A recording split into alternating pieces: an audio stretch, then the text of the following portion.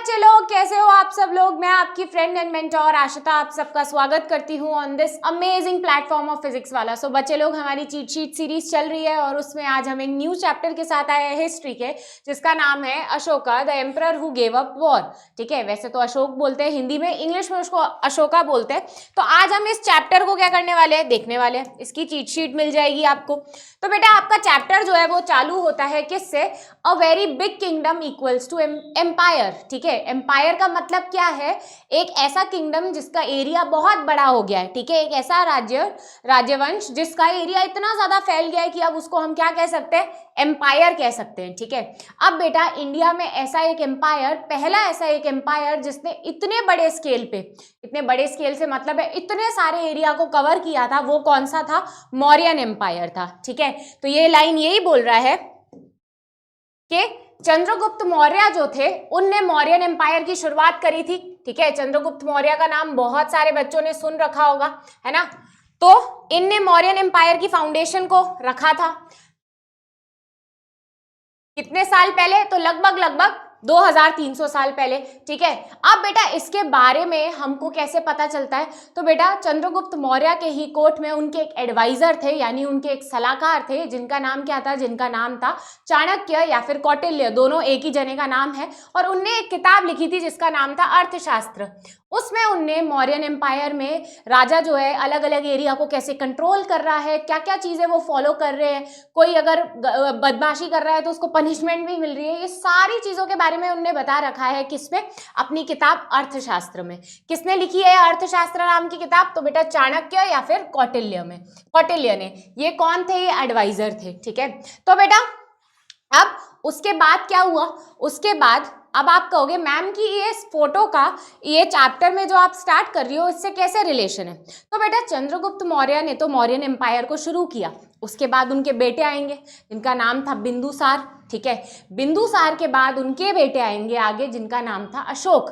तो हम Ashok the great या फिर Ashok the emperor who gave up the war, वो किसके ग्रैंडसन है, चंद्रगुप्त मौर्य के हैं। ठीक है, और ये जो कैपिटल है, मतलब ये जो आपको दिख रही है फोटो में, जो कि आज की तारीख में हमारा नेशनल एम्बलम है इंडिया का, देखा है ना नेशनल एम्बलम इंडिया का, कितने बच्चों ने देखा है मुझे बताओ। ठीक है, तो नेशनल एम्बलम है जो इंडिया का, बेटा ये कहाँ से लिया गया है, अशोक ने जो पिलर बनवाए हैं अलग अलग जगह पे, राजा अशोक ने जो पिलर्स बनवाए हैं उनमें से ही इंस्पिरेशन लेके एक को हमने क्या बना दिया, हमारा कैपिटल बना दिया, नेशनल कैपिटल या फिर नेशनल एम्बलम बना दिया। ठीक है, तो ये जो आपको फोटो दिख रही है ना, एक्चुअल में ये अशोकन पिलर है। ठीक है, नीचे एक पिलर भी था, अभी नहीं दिख रहा है हमको, बाद में फिर गवर्नमेंट ने, क्योंकि ये इतना सुंदर पिलर है, इतना सुंदर इसमें बारीकी से काम हुआ हुआ है इस कैपिटल में, इसीलिए इसको फिर हमने बाद में क्या बना दिया, नेशनल एम्बलम बना दिया। तो बेटा हमें क्या पता चल रहा है कि अशोक जो थे वो किसके पोते थे, तो अशोक जो थे वो चंद्रगुप्त मौर्य के पोते थे, हमें ये बात पता चल गई।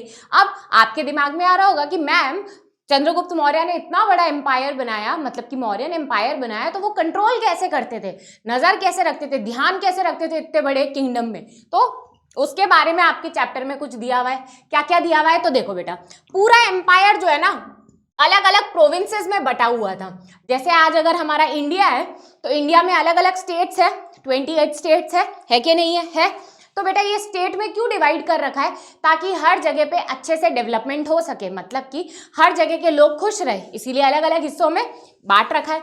वैसे ही बेटा चंद्रगुप्त मौर्य ने, क्योंकि मौर्यन एम्पायर इतना बड़ा था, उसको अलग अलग प्रोविंसेस या फिर अलग अलग एरिया में बांट के रखा हुआ था। इन शॉर्ट कहने का मतलब ये है कि अगर ये इंडिया है, अगर मैं ऐसे इंडिया का एक मैप बनाऊं, रफ सा मैप बना रही हूं, ठीक है, अगर ये, ओहो ये तो, रुको, हाँ अगर ये इंडिया है,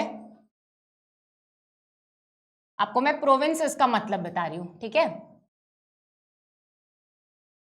अगर ये इंडिया है तो बेटा मौर्यन एम्पायर ने अलग अलग प्रोविंसेस, यानी कि यहाँ पे एक पाटलिपुत्र, यहाँ पे उज्जैन, ऐसे बेटा अलग अलग एरियाज में आपने बांट दिया है किंगडम को। ठीक है, जिससे क्या होगा, जिससे आप हर एक एरिया को अच्छे से क्या कर पाओगे, कंट्रोल कर पाओगे, है ना।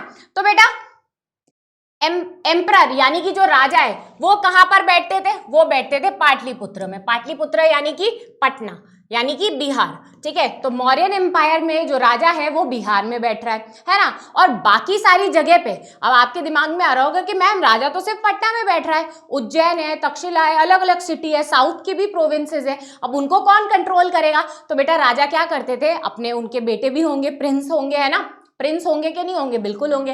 तो बेटा जो उनके प्रिंस है फैमिली में, उनको गवर्नर बना के अलग अलग एरियाज में भेज देते थे कि तुम इस एरिया को संभालो, तुम्हें इस एरिया को संभालो। जैसे दादा दादा पोता भतीजा इस तरीके के लोग होते हैं तो क्या करते हैं, प्रॉपर्टी दे देते हैं ना, थोड़ा थोड़ा हिस्सा दे देते हैं। उसी तरीके से इनको ये कुछ कुछ एरिया कंट्रोल करने के लिए दे दिया था। तो ये यही बोल रहा है बेटा कि प्रोविंसेस में जो गवर्नर होते थे वो कौन होते थे, रॉयल प्रिंस, यानी फैमिली के लोगों को ही भेज देते थे अलग अलग एरिया को कंट्रोल करने के लिए। अब बेटा वेरी इंपॉर्टेंट लाइन आपके चैप्टर में क्वेश्चन भी है, मौर्यन एम्पायर ने बहुत सारी रोड और रिवर को भी कंट्रोल करके रखा हुआ था। अब आप कहोगे मैम ऐसा क्यों करते थे, तो बेटा रोड्स और रिवर को कंट्रोल करना इसीलिए जरूरी था क्योंकि आपको सामान एक जगह से दूसरी जगह अगर भेजना है, सामान कोई आपको बेचना है या कोई भी सामान आपको एक जगह से दूसरी जगह भेजना है तो आप कैसे भेजोगे, ट्रांसपोर्ट सिस्टम से।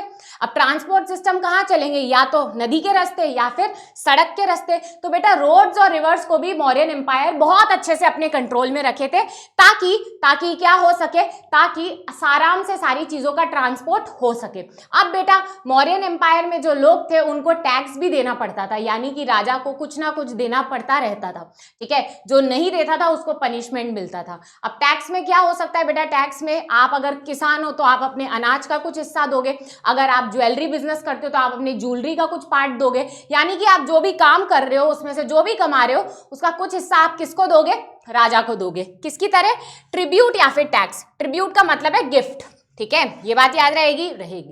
अब बेटा नेक्स्ट टॉपिक है अशोक का यूनिक रूलर। ऐसी क्या चीज है अशोक की जो इसको एक यूनिक राजा बनाता है। तो बेटा अशोक इंडियन हिस्ट्री में पहला ऐसा राजा था जो अपने लोगों से बात करता था। बोलोगे मैम बात तो हर कोई करता है, पर ऐसे वैसे बात नहीं, ये पिलर्स पे मैसेजेस लिख के बात करता था। कैसे, अगर अशोक को अपने लोगों को कुछ चीज समझानी है या सिखानी है तो वो क्या करता था, बड़े बड़े पिलर्स रास्ते पे लगवाता था और उन पर उनको जो भी मैसेज देना है उसको गड़वा के या फिर लिखवाया करते थे, जिसको हम क्या बोलते हैं, जिसको हम इंस्क्रिप्शन बोलते हैं। इंस्क्रिप्शन का मतलब कुछ नहीं है बेटा, राइटिंग ऑन स्टोन पिलर, ठीक है। तो बेटा अशोक पहला ऐसा राजा था जो कि अपने लोगों से बात करता था, उनको ज्ञान देता था इंस्क्रिप्शंस के थ्रू। इंस्क्रिप्शन क्या है, ये देखो आपको जो दिख रहा है ये एक इंस्क्रिप्शन ही है, ठीक है। अब ये इंस्क्रिप्शन जो है ये है क्या, राइटिंग ऑन स्टोन पिलर्स, ठीक है। कोई भी मैसेज जब आप किसी स्टोन पिलर्स पे लिख रहे हो तो वो इंस्क्रिप्शन है। अब बेटा आपको आ रहा होगा कि मैम ये कौन सी भाषा है, ठीक है। तो बेटा देखो भाषा कौन सी थी, प्राकृत। ये एक लोकल भाषाओं का मिक्सचर है। प्राकृत भाषा बेटा कुछ नहीं है, लोकल भाषाओं का मिक्सचर है, ठीक है। और इसको लिखने की लिपि कौन सी है, ब्राह्मी स्क्रिप्ट। चलो मेरे साथ कॉमेंट बॉक्स में लिखो, लिपि यानी कि स्क्रिप्ट, उसको किस तरीके से लिखा जा रहा है, जैसे हिंदी को देवनागरी लिपि, इंग्लिश को रोमन स्क्रिप्ट, वैसे ही बेटा ब्राह्मी स्क्रिप्ट में प्राकृत भाषा जो है उसको ब्राह्मी स्क्रिप्ट में लिखा जाता था। अशोक अपने इंस्क्रिप्शंस में इनको यूज करता था। तो बेटा क्योंकि ये अपने मैसेजेस के थ्रू बात करते थे तो ये इनकी एक यूनिक क्वालिटी थी। अब बेटा अशोक की लाइफ में एक बहुत बड़ा इंसिडेंट हुआ था। क्या हुआ था अभी हम जानेंगे। अशोक जो थे वो हमेशा से इतने मतलब जो लोगों के बारे में सोचे, उनका वेलफेयर करे, उनके बारे में अच्छा अच्छा सोचे, हमेशा से ऐसे राजा नहीं थे। ऐसा बताते हैं कि एक इंसिडेंट था जो टर्निंग पॉइंट था अशोक की लाइफ में। कैसे, तो बेटा अशोक जो थे पहले, क्योंकि इतना बड़ा एम्पायर है तो बहुत फाइट किया करते थे, बहुत लड़ाई झगड़ा करा करते थे, क्योंकि आपको अगर पावरफुल होना है तो आपको मारधाड़ तो करनी पड़ेगी। पर बेटा ऐसे ही इसी टाइम पे अशोक जो है एक बार कलिंगा वॉर करने गए। कलिंगा कहां पर है, ओडिशा का पुराना नाम है, ओडिशा स्टेट है, सबको पता है। अब बेटा अशोक जब कलिंगा में वॉर करने गए थे तो बेटा वहां पर है ना बहुत सारे लोगों की मौत हुई थी, बहुत सारा खून बहा था, बहुत सारे लोगों की लार्ज स्केल पे डेथ हुई थी। तो बेटा ऐसा बताते हैं कि ये जो कलिंगा वॉर है इसने अशोक के हार्ट को चेंज कर दिया। कैसे चेंज कर दिया, जब उनने इतना सारा खून खराबा देखा ना तो उनने डिसाइड कर लिया कि अब वो एक भी आगे फाइट नहीं लड़ेंगे, वॉर नहीं लड़ेंगे, और अब वो है ना बुद्धिज्म के रास्ते पे चलेंगे। बुद्धिज्म क्या बोलता है कि आप किसी को मारो मत, अच्छा सोचो, अच्छा बोलो और अच्छा करो। तो बेटा अशोक जो है बताते हैं कलिंगा वॉर के बाद, ठीक है, कई बार इसको क्या बोलते हैं, बैरी घोष से धम्म घोष। बैरी का मतलब क्या होता है, फाइट करना। तो अशोक ने बैरी घोष से हटकर धम्म घोष का रास्ता अपना लिया था, मतलब बुद्धिज्म को अपना लिया था। कब, कलिंगा वॉर के बाद। तो बेटा सबसे पहले तो अशोका ने कलिंगा को कॉन्कर यानी हराने की कोशिश की थी। कलिंगा पुराना नाम है ओडिशा का, ठीक है। पर बेटा इतना सारा वायलेंस और मार धाड़ देखकर अशोका ने आगे क्या डिसाइड किया कि अब वो आगे कोई भी फाइट नहीं करेंगे। ये कलिंगा वॉर का ही एक फोटो है, आपको दिख रहा होगा कितने सारे लोगों की मौत हुई है।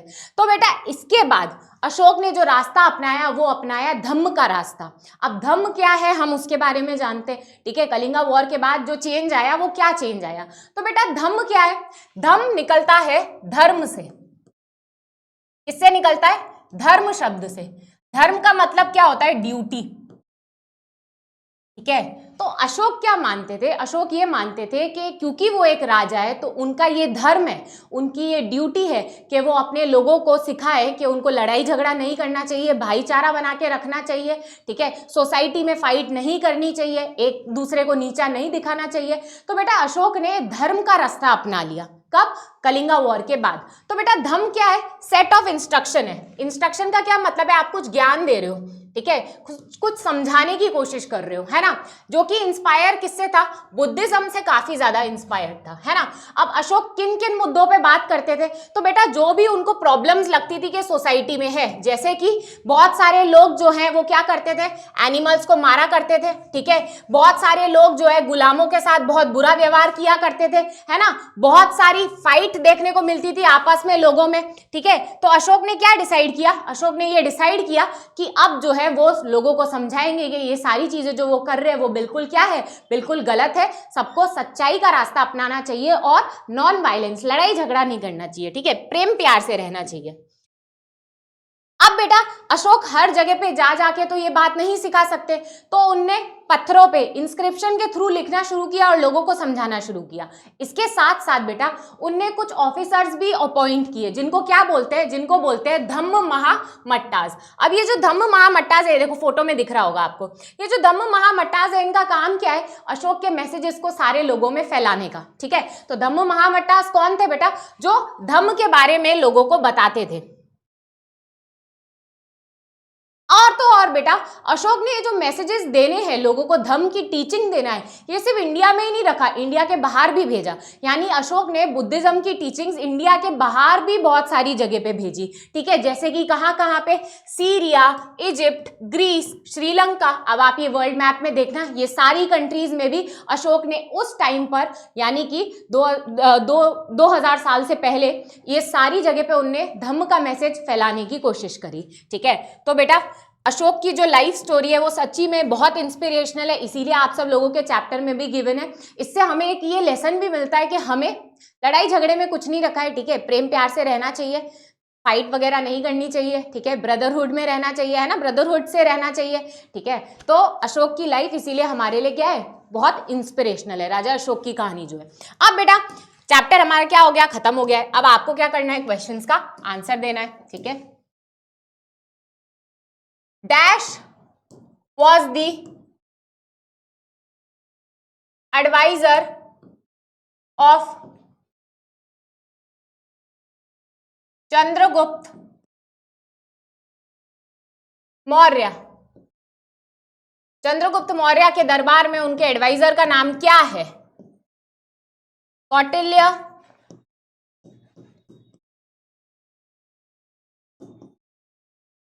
रॉयल प्रिंस, बिंदुसार या फिर नन। चलो पॉज करो और बताओ, पॉज करो और बताओ, बहुत ही इजी क्वेश्चन है, क्या है आंसर, कौटिल्य या फिर चाणक्य एडवाइजर थे चंद्रगुप्त मौर्य के। तो बेटा इसी के साथ हमारा ये चैप्टर कंप्लीट होता है। अब हम लोग लास्ट हमारा जो चैप्टर बचा है हम उसमें मिलेंगे। Thank you very much.